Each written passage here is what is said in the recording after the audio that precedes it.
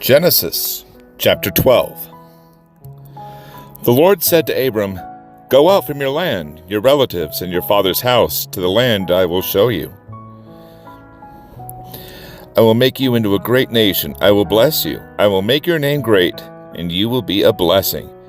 I will bless those who curse you. I will curse those who treat you with contempt, and all the peoples on earth will be blessed through you." So Abram went, as the Lord had told him, and Lot went with him. Abram was 75 years old when he left Haran.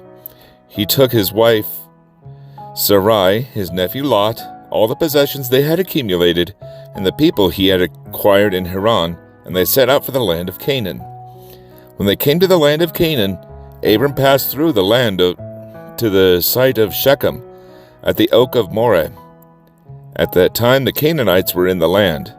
Then the Lord appeared to Abram and said, "I will give this land to your offspring." So he built an altar there to the Lord who had appeared to him. From there he moved on to the hill country east of Bethel and pitched his tent, with Bethel on the west and Ai on the east. He built an altar to Yahweh there, and he called on the name of Yahweh. Then Abram journeyed by stages to the Negev. There was a famine in the land, so Abram went down to Egypt to live there for a while, because the famine in the land was severe. When he was about to enter Egypt, he said to his wife Sarai, "Look, I know what a beautiful woman you are. When the Egyptians see you, they will say, 'This is his wife.' They will kill me, but let you live.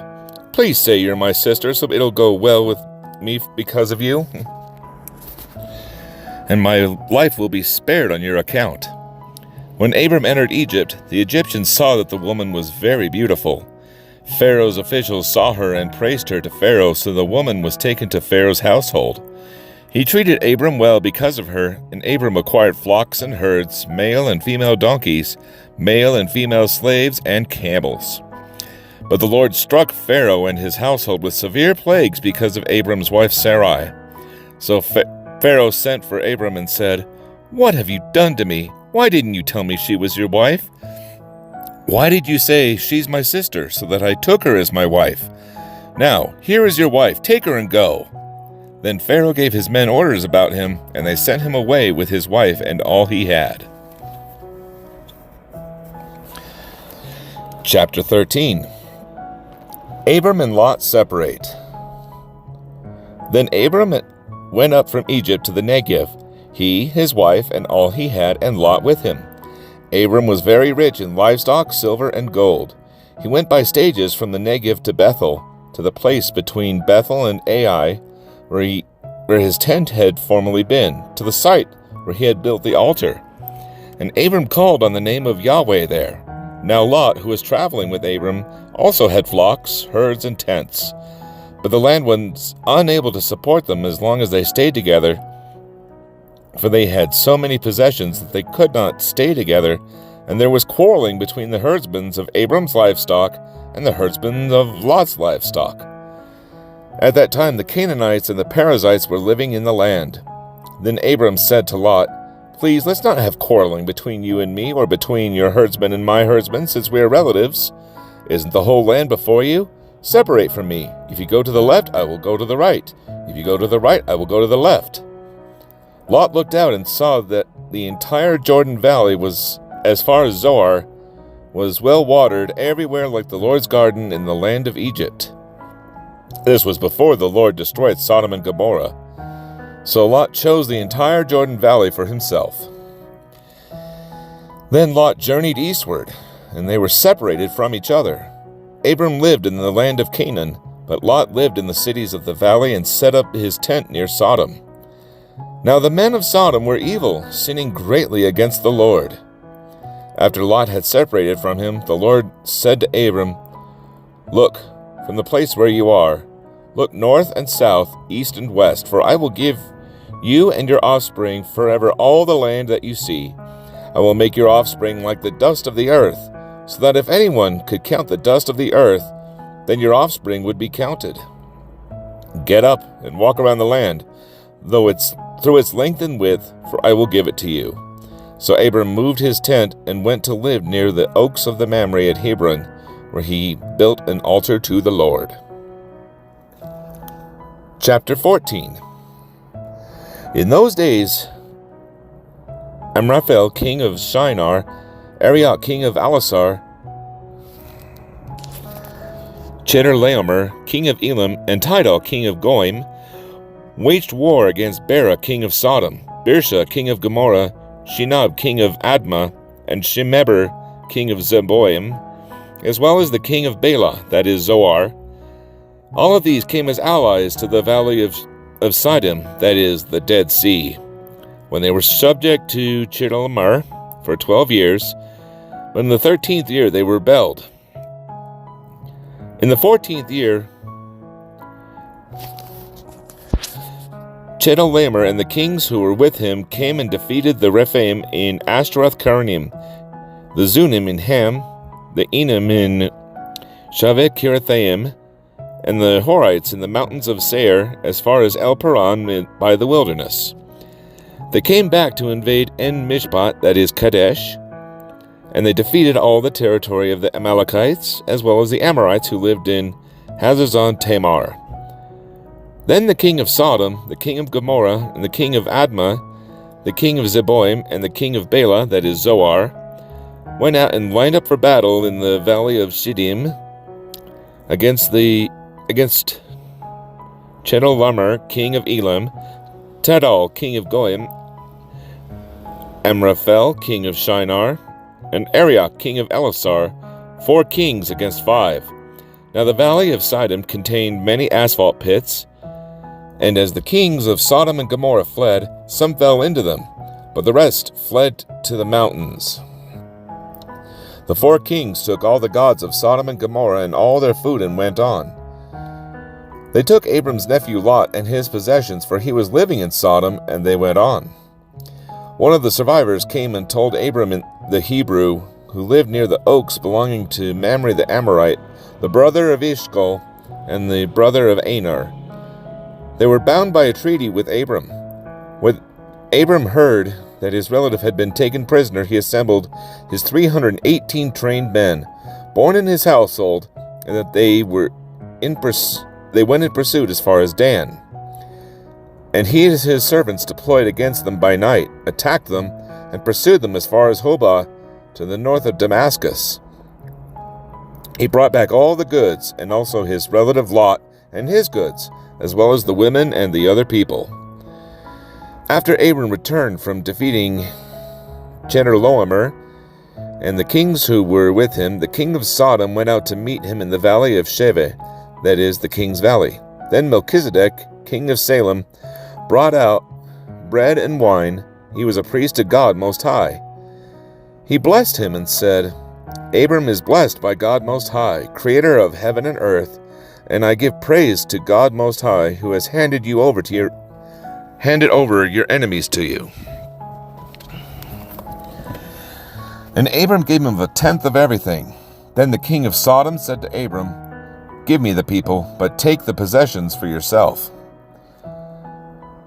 But Abram said to the king of Sodom, I have raised my right hand in an oath to Yahweh, God Most High, creator of heaven and earth, that I will not take a thread or sandal strap or anything that belongs to you, so you can never say, I made Abram rich.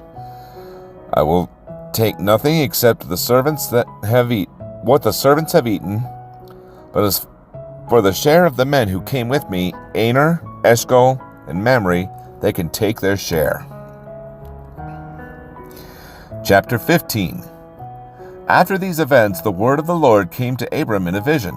Do not be afraid, Abram. I am your shield. Your reward will be very great. But Abram said, Lord God, what can you give me, since I am childless, and the heir of my house is Eliezer of Damascus? Abram continued, Look, you have given me no offspring, so a slave born in my house will be my heir. Now the word of the Lord came to him. This one will not be your heir. Instead, one who comes from your own body will be your heir. He took him outside and said, Look at the sky and count the stars, if you are able to count them. Then he said to him, Your offspring will be that numerous. Abram believed the Lord, and he credited it to him as righteousness. He also said to him, I am Yahweh, who brought you from Ur of the Chaldeans to give you this land to possess. But he said, Lord God, how can I know that I will possess it? He said to him, Bring me a 3-year-old cow, a 3-year-old female goat, a 3-year-old ram, a turtle dove, and a young pigeon. So he brought all these to him, split them down the middle, and laid the pieces opposite each other, but he did not cut up the birds. Birds of prey came down on the carcasses, but Abram drove them away. As the sun was setting, a deep sleep fell on Abram, and suddenly great terror and darkness descended on him. Then the Lord said to Abram, Know this for certain, your offspring will be foreigners in a land that does not belong to them. They will be enslaved and oppressed 400 years. However, I will judge the nation that they serve, and afterward they will go out with many possessions. But you will go to your fathers in peace and be buried at a ripe old age. In the 4th generation they will return here, for the iniquity of the Amorites has not yet reached its full measure. When the sun had set and it was dark, a smoking firepot and flaming torch appeared and passed between and divided the animals. On that day the Lord made a covenant with Abram, saying, I give this land to your offspring, from the brook of Egypt to the Euphrates River, the land of Kenites, Kenizzites, Kadamites, Hittites, Perizzites, Rephaim, Amorites, Canaanites, Girgashites, and Jebusites. Chapter 16. Abram's wife Sarai had not borne any children for him, but she owned an Egyptian slave named Hagar. Sarai said to Abram, Since the Lord has prevented me from bearing children, go to my slave. Perhaps through her I can build a family. And Abram agreed to what Sarai said. So Abram's wife Sarai took Hagar, her Egyptian slave, and gave her to her husband Abram as a wife for him. This happened after Abram had lived in the land of Canaan 10 years. He slept with Hagar, and she became pregnant. When she realized that she was pregnant, she treated her mistress with contempt. Then Sarai said to Abram, You are responsible for my suffering. I put my slave in your arms, and ever since she saw that she was pregnant, she has treated me with contempt. May the Lord judge between me and you. Abram replied to Sarai, Here, your slave is in your hands. Do whatever you want with her. Then Sarai mistreated her so much she ran away from her. An angel from the Lord found her by a spring of water in the wilderness, the spring on the way to Shur. He said, Hagar, slave of Sarai, where have you come from and where are you going? She replied, I'm running away from my mistress Sarai. Then the angel of the Lord said to her, You must go back to your mistress and submit to her mistreatment. The angel of the Lord also said to her, I will greatly multiply your offspring, and they will be too many to count. Then the angel of the Lord said to her, You have conceived and will have a son. You will name him Ishmael, for the Lord has heard your cry of affliction. This man will be like a wild donkey. His hand will be against everyone, and everyone's hand will be against him. He will live at odds with all his brothers. So she called the Lord who spoke to her, the God who sees, for she said, In this place I have actually seen the one who sees me. That is why she named the spring, a well of the living one who sees me. It is located between Kadesh and Bered. So Hagar gave birth to Abram's son, and Abram gave the name Ishmael to the son Hagar had. Abram was 86 years old when Hagar bore Ishmael to him. Chapter 17. When Abram was 99 years old, the Lord appeared to him, saying, I am God Almighty. Live in my presence and be blameless. I will establish my covenant between me and you, and I will multiply you greatly. Then Abram fell face down, and God spoke with him, As for me, my covenant is with you. You will become the father of many nations. Your name will no longer be Abram, but your name will be Abraham, for I will make you the father of many nations. I will make you extremely fruitful, and will make nations and kings come from you. I will keep my covenant between me and you and your future offspring throughout their generations, as an everlasting covenant to be your God. and the God of your offspring after you. And to you and your future offspring I will give the land where you are residing, all the land of Canaan, as an eternal possession, and I will be their God." God also said to Abram, "As for you and your offspring after you throughout their generations are to keep my covenant. This is my covenant which you are to keep between me and you and your offspring. Every one of your males must be circumcised. You must circumcise the flesh of your foreskin to serve as a sign of the covenant between me and you. Throughout your generations, every male among you at 8 days old is to be circumcised. This includes a slave born in your house and the one purchased with money from any foreigner. The one who is not your offspring, a slave born in your house, as well as one purchased with money, must be circumcised. My covenant will be marked in your flesh as an everlasting covenant. If any male is not circumcised in the flesh of his foreskin, that man will be cut off from his people. He has broken my covenant." God said to Abraham, "As for your wife Sarai, do not call her Sarai, for Sarah will be her name. I will bless her. Indeed, I will give you a son by her. I will bless her, and she will produce nations. Kings of peoples will come from her." Abraham fell face down. Then he laughed and said to himself, "Can a child be born to a 100-year-old man? Can Sarah, a 90-year-old woman, give birth?" So Abraham said to God, "If only Ishmael were acceptable to you." But God said, "No. Your wife Sarah will bear you a son, and you will name him Isaac. I will confirm my covenant with him as an everlasting covenant for his future offspring.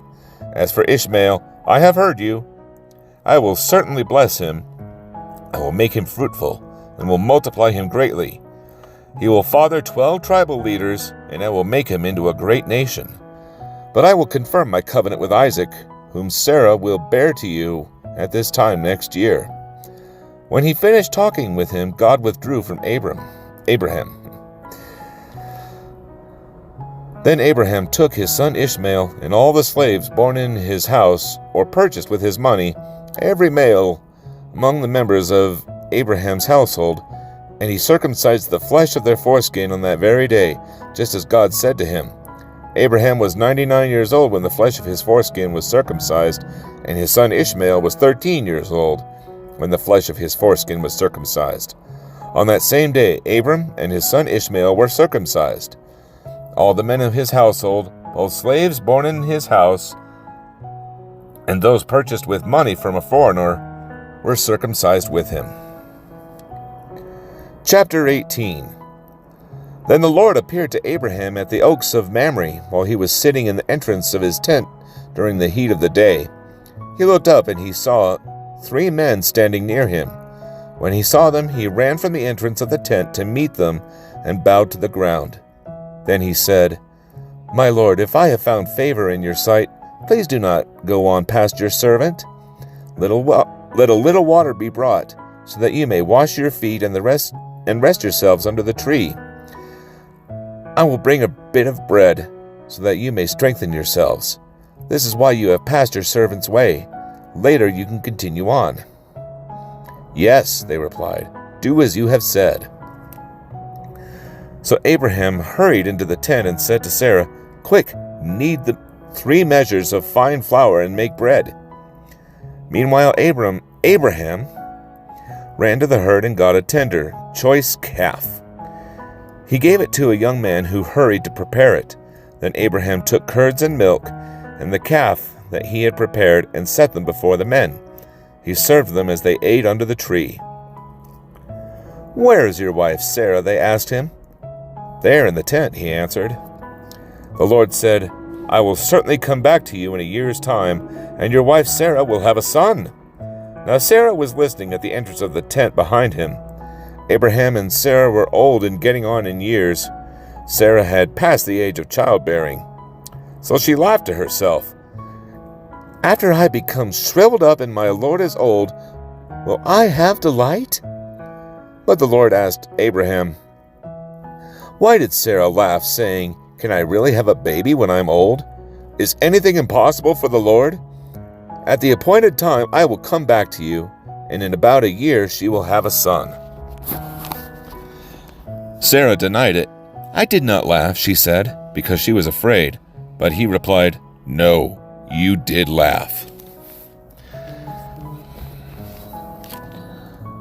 The men got up from there and looked out over Sodom, and Abraham was walking with them to see them off. Then the Lord said, "Should I hide what I am about to do from Abraham? Abraham is to become a great and powerful nation, and all the nations of the earth will be blessed through him. For I have chosen him, so that he will command his children and his house after him to keep the way of the Lord by doing what is right and just. This is how the Lord will fulfill to Abraham what he promised him." Then the Lord said, "The outcry against Sodom and Gomorrah is immense, and their sin is extremely serious. I will go down to see if what they have done justifies the cry that has come up to me. If not, I will find out." The men turned from there and went toward Sodom, while Abraham remained standing before the Lord. Abraham stepped forward and said, "Will you really sweep away the righteous with the wicked? What if there are 50 righteous people in the city? Will you sweep it away instead of sparing the place for the sake of 50 righteous people who are in it? You could not possibly do such a thing. To kill the righteous with the wicked, treating the righteous and the wicked alike. You could not possibly do that. Won't the judge of all the earth do what is just?" The Lord said, "If I find 50 righteous people in the city of Sodom, I will spare the whole place for their sake." Then Abram answered, "Since I have ventured to speak to the Lord, even though I am dust and ashes, suppose the 50 righteous lack 5. Will you destroy the whole city for lack of 5? He replied, "I will not destroy the city if I find 45 there." Then he spoke to him again, "Suppose 40 are found there." He answered, "I will not do it on account of 40. Then he said, "Let the Lord not be angry, and I will speak further. Suppose 30 are found there." He answered, "I will not do it if I find 30 there." Then he said, "Suppose I have ventured to speak to the Lord. Suppose there are 20 there." He replied, "I will not destroy it on account of 20. Then he said, "Let the Lord not be angry, and I will speak one more time. Suppose 10 are found there."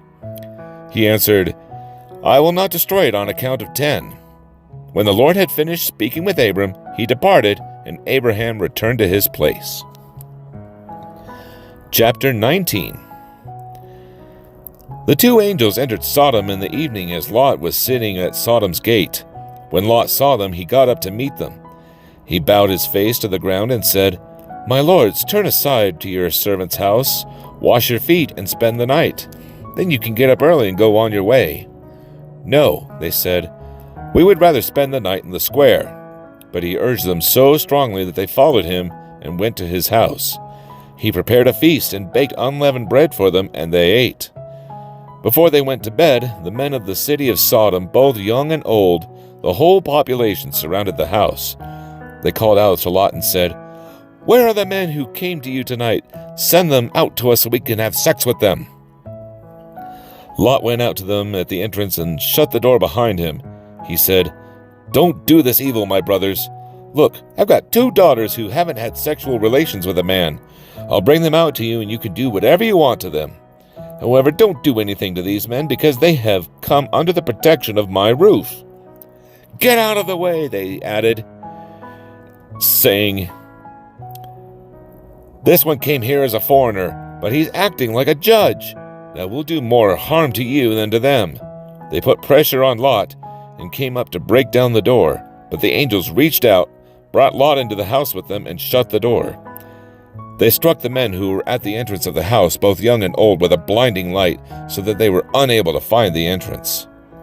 The angels said to Lot, "Do you have anyone else here, a son-in-law, your sons and daughters, or anyone else in the city who belongs to you?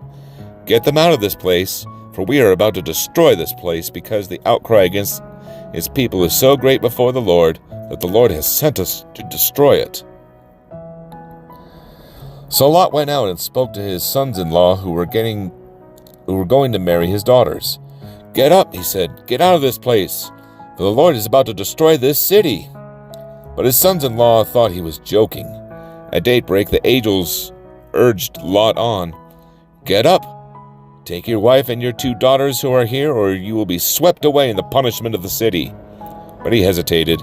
Because of the Lord's compassion for him, the men grabbed his hand, his wife's hand, and the hands of his 2 daughters. Then they brought him out and left him outside the city.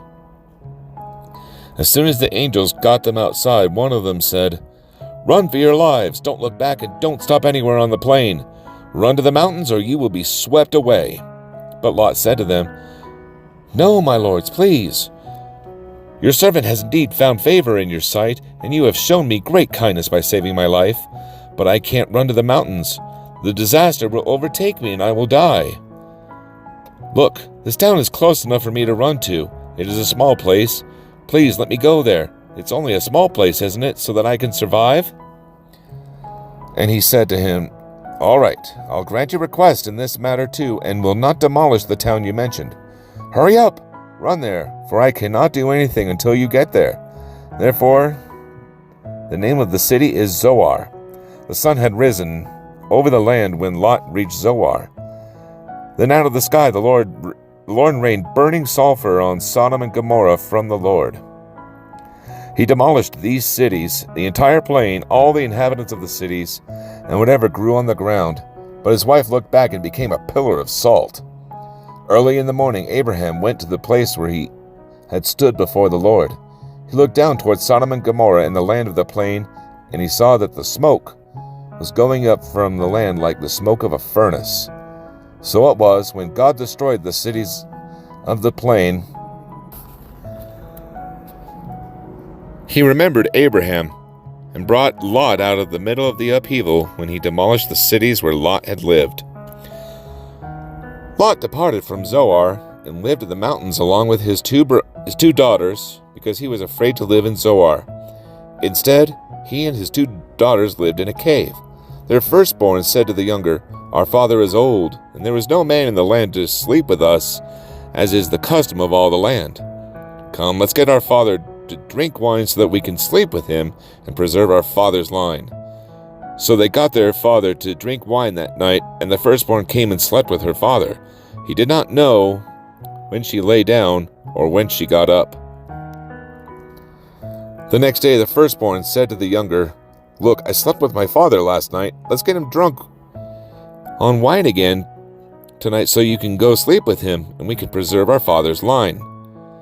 That night they got their father to drink wine, and the younger went and slept with him. He did not know when she lay down or when she got up. So both of Lot's daughters became pregnant by their father. The firstborn gave birth to a son and named him Moab.